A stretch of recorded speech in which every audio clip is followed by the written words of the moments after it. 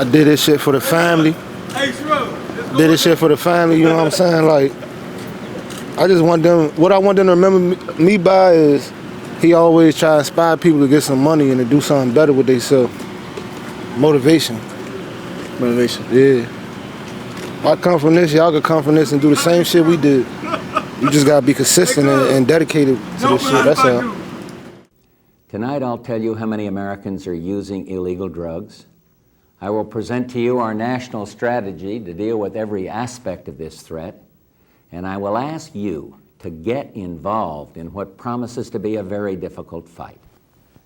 This is crack cocaine, seized a few days ago by drug enforcement agents in a park just across the street from the White House. The National Guard will be out on the streets of D.C. this morning. They're joining residents and police in an attempt to cut down on crime. The nation's capital. It is happening at every school. It is happening everywhere. You could just be walking and you could just, that bullet can just hit you. Bullet don't got no name on it. Crime got so bad, we were losing like 400 or 500 a year. And like 2 a night were being murdered. See where you got another murder victim on camera. We were all wondering who would be next. In the 1980s, the United States saw an epidemic, the crack epidemic. There was a surge of use of crack cocaine in major cities, Washington, D.C. being one of them. The National Guard was also called in to help the local authorities. This was due to the increased crime and violence in the nation's capital. Through 1990 to 1995, D.C. had over 2,500 murders. Many were considered lucky if they made it out alive during that time. Paco Panama from Southeast D.C. was born in this era. He was primarily raised by his mother and aunt after his father was incarcerated during his early years. Despite his father's absence, Paco maintained a connection through letters and stories, fostering a sense of respect. Growing up in a community affected by the war on drugs, Paco faced challenges common among his peers, including the absence of father figures due to incarceration. He turned to basketball in his youth, which instilled discipline and competitiveness, attributes he later applied to his music career. Just 10 minutes from the infamous MLK Avenue off Willow Road, we find ourselves at Geraldine Apartments, meeting with Paco Panama. Paco and D-Money? Yeah. Man, they got a whole motherfucker, man, they brought the whole motherfucking ABC News off this motherfucker. Welcome to Geraldine, man. You feel me? A few people out here. We already rolling for you. We were waiting for you. We was already rolling. D-Money right there, man. Y'all go ahead, tune in to D-Money. Y'all got the whole, man. Appreciate y'all, the whole camera crew off this motherfucker. Tell the people who you are, bro. Man, my name Juggy Jug, man. We up Geraldine. We live on the 9. You feel me? Drop Zone, straight drop records. You feel me? So if you don't mind, tell the people where we at and what's your name, what you do. Shit, man. We on Willow Road. You hear me? Geraldine Apartments, man. We're now right now, though. My name D-Money. Nigga, I'm D-Money having. I'm the #1 stunner. I be on some money shit, but I push up on your bumper. I'm on Willow Road, serving everything. Fuck hanging out. I ain't with that small talk or small shit, cause we can bang it out. Cooking up. And what's the area known for? Can you tell us a little bit? Shit. Yeah, money. Shit, you know what I'm saying? Getting paper, that's all. All the people who you are. I'm straight drop, young. Just came out. Y'all tuned. I got some shit on the way for y'all too. In the projects I be hustling, me and my young niggas we thug. Niggas stop reaching cause I'm clutching. I'm a drop boy, a straight drop young kid. How was it for you, bro? Shit. Where are you?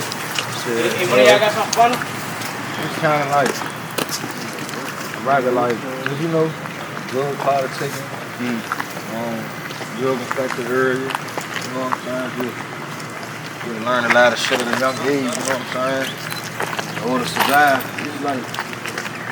it's like any normal block, but it's just more affiliated with money type shit, you know what I'm saying? Getting money. Yeah, getting money type shit, but you gotta know how to survive out here though. Would you want to raise your family here? Or would you want to get out? And, you know, would I want to raise my family around here? Yeah, would you? Hell nah. Shit, I'm out here trying to make a change. I did make a change, shit. That's why I did my part. That's why I put my part in. All my long nights of hustling. You know what I'm saying? Send out this motherfucker on the first of the month.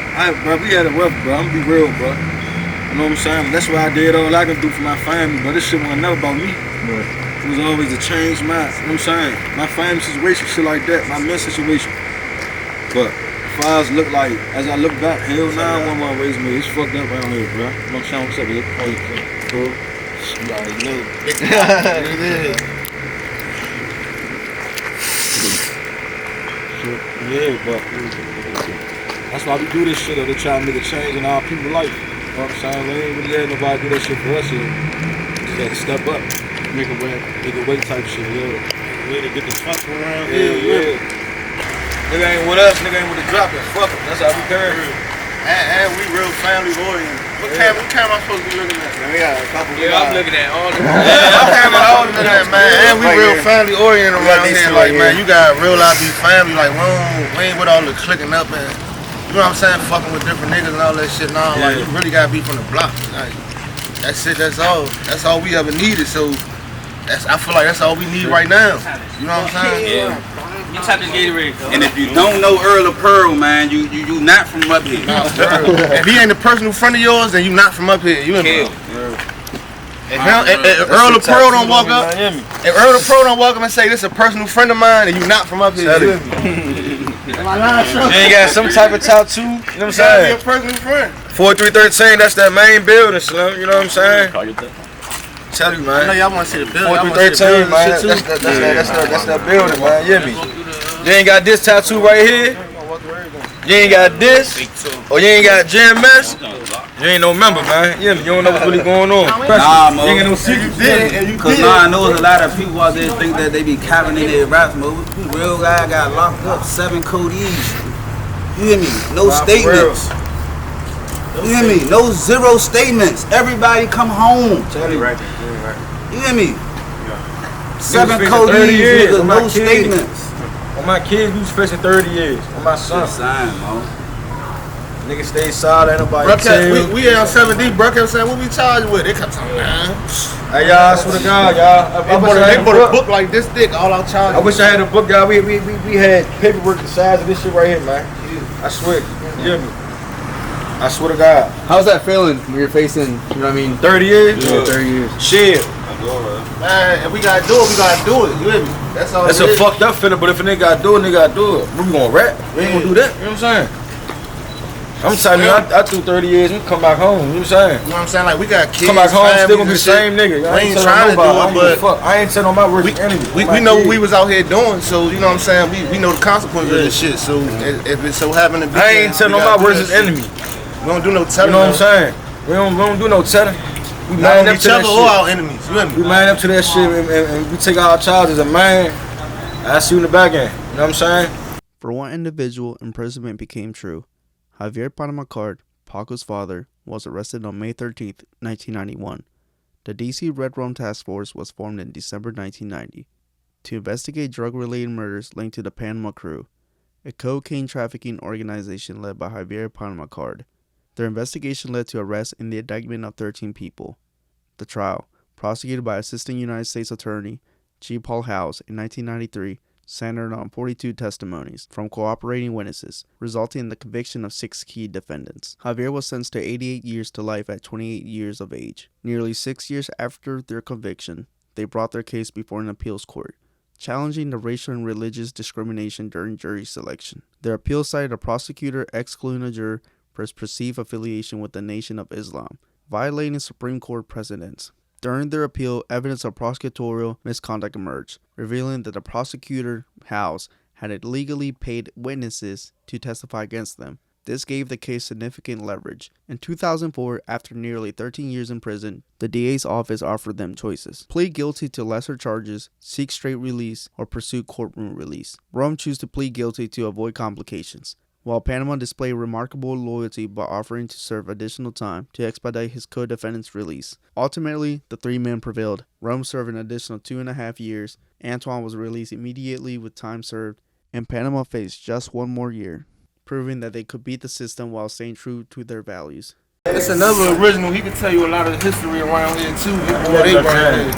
Boy, they watch us come up. I get a picture of y'all on it. Yeah. Boy, they watch us come up. Boy, they just want to know a little history around here. Girl, they want to know how it was watching us come up in this shit, man. Oh man, this is beautiful. This is cute. So right here. So where we at now? Listen, that was then. This is now from where we came from. Hey man, we you know, man, we try to make that look good. Yeah. You know, man, we try to have some unity out here. Up here with this community, man, and hey, man, ain't nothing but some love in here. We trying to grow. You mean, you gotta put them tools down, you know what I mean? And try to found the foundation with this unity thing.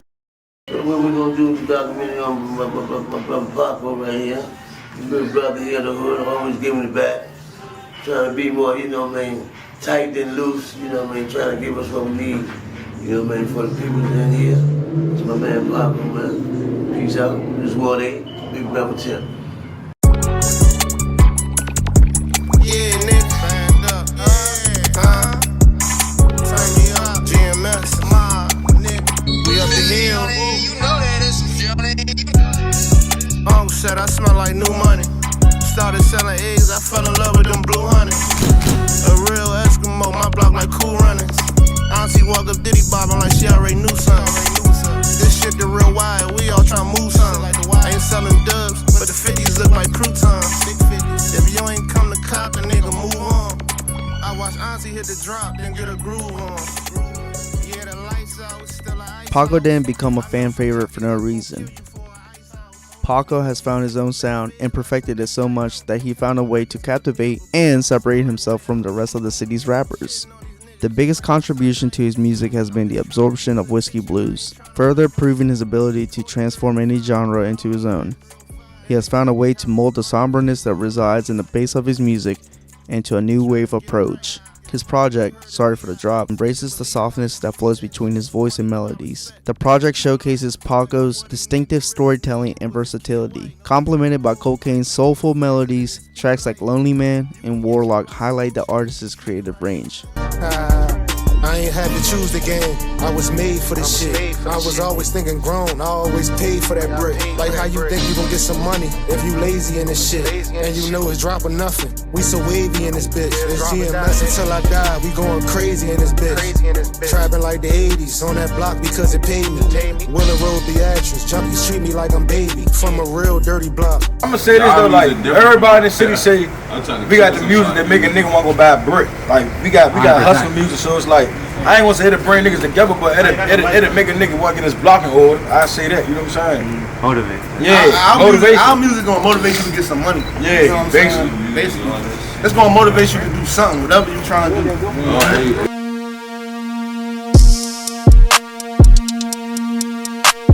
Some people are, making their own sound and are trying to break away from, the traditional DC, music. Could you name some of those people that you think are really trying to separate themselves from the rest?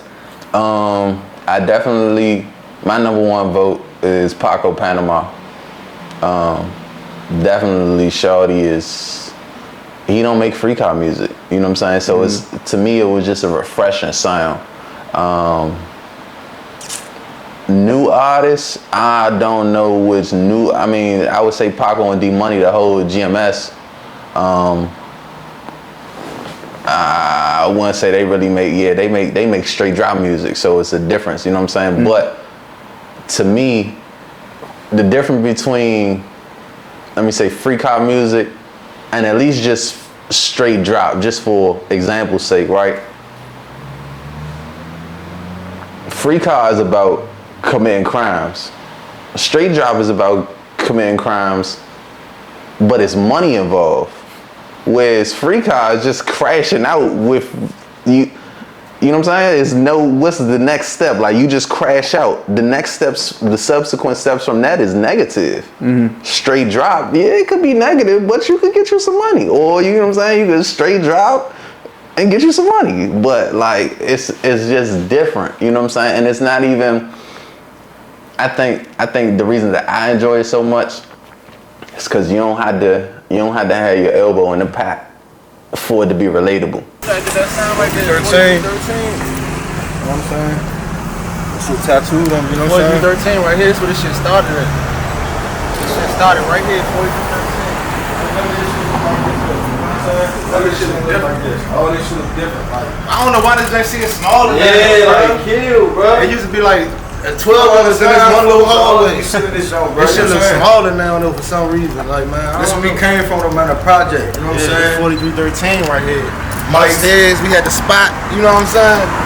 Hey, go ahead, Jug. Mice, roach infested. This is where we came from. You know what I'm saying? This building, man, this don't do the same small as shit though. Hey, don't the hallway seem small as shit now for some reason? Yeah. Always saying small as shit, bro. We just outgrew it. Joe, what's up, Joe? Cool. Yeah, we outgrew this motherfucker, but you know, this always home. We used to have fences and shit right here. Yeah, we used to have fences right here. Man, we been through a real struggle. I just want y'all to know, like, whatever we talking about, this shit real. Like, we really been through this shit. Like, I'm telling y'all, man. You gotta learn how to survive out this motherfucker. I'm telling you.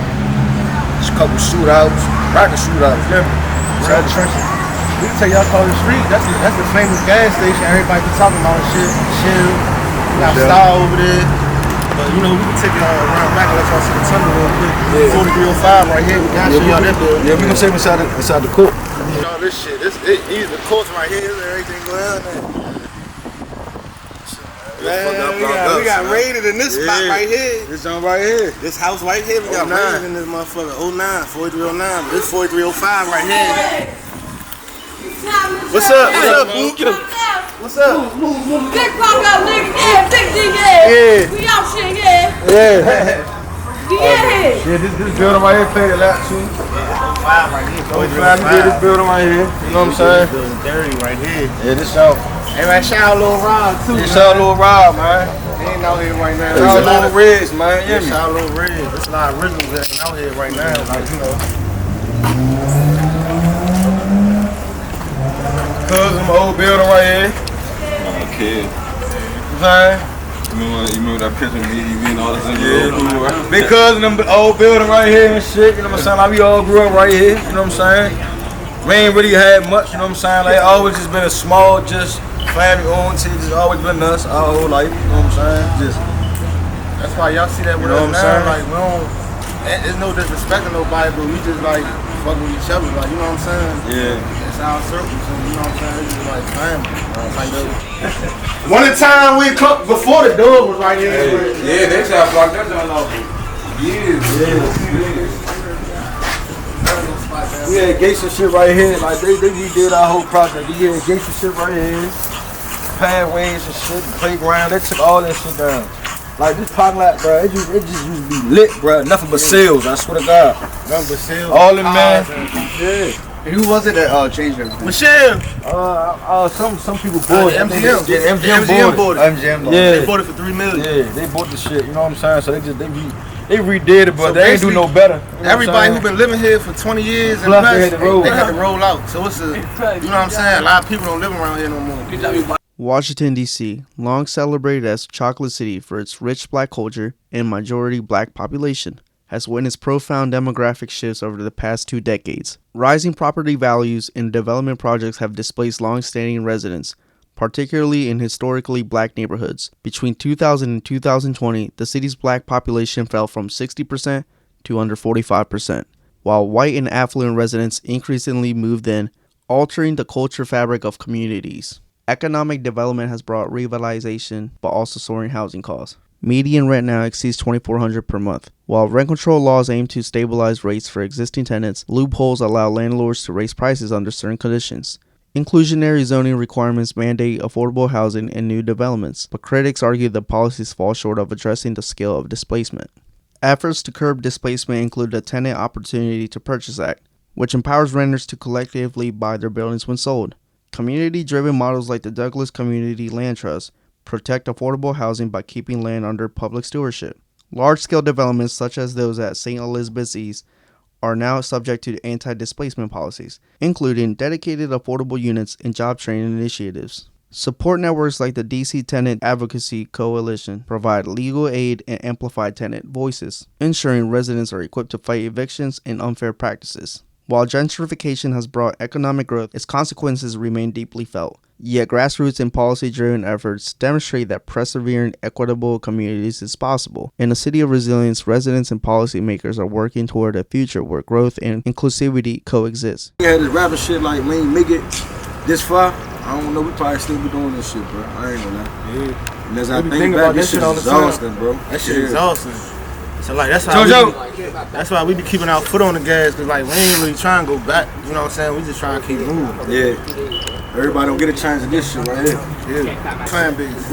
And now he just hit like all over the world. I ain't even say all over the country, all over the world, like everywhere, bro. Everywhere. Quiet kept like one of our biggest fan bases is in Paris and shit like that. The DMV sound isn't strictly in the metropolitan area anymore. Across the Atlantic Ocean, Dutch producer Trap Money Big often collabs with DMV rappers. Trap money big. Trap money big. Trap money big. Trap money big. Trap money big. Trap money big.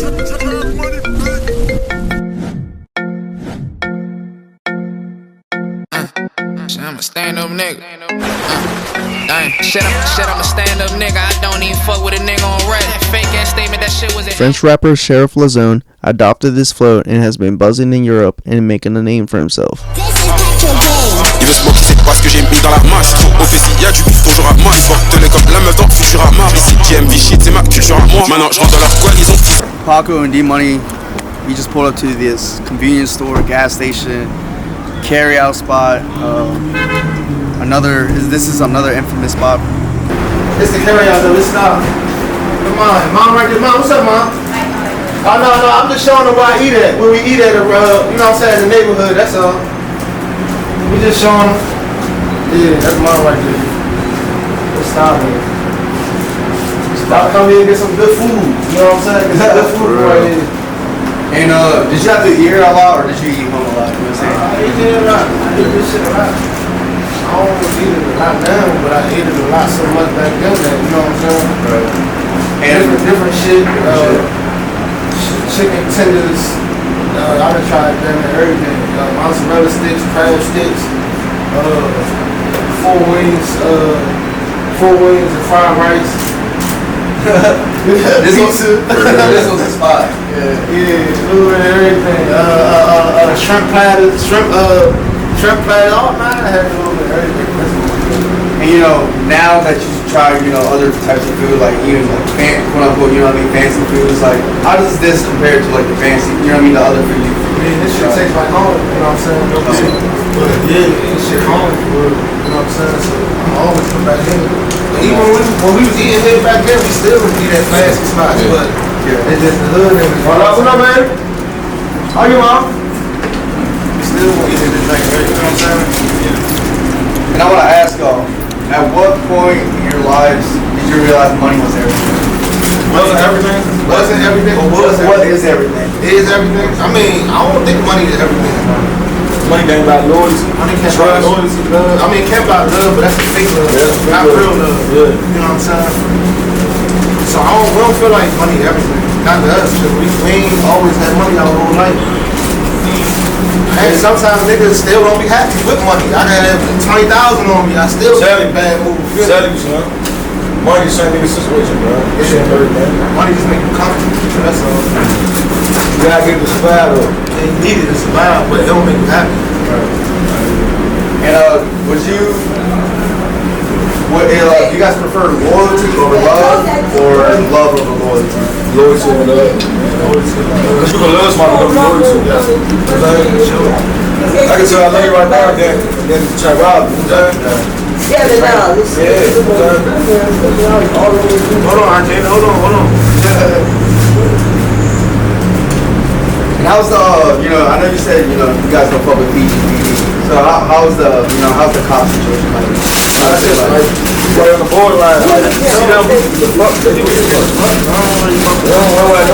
We don't want no interaction, no dealings with them, no police, ECVA, whatever, you know what I'm saying? Just trying to go about our business, And how was, can you tell me a little bit about, your, you know what I mean, like, are they corrupt, or like, how do you guys feel about the police? Like, you know what I'm saying, like, how's the situation, like, in your words?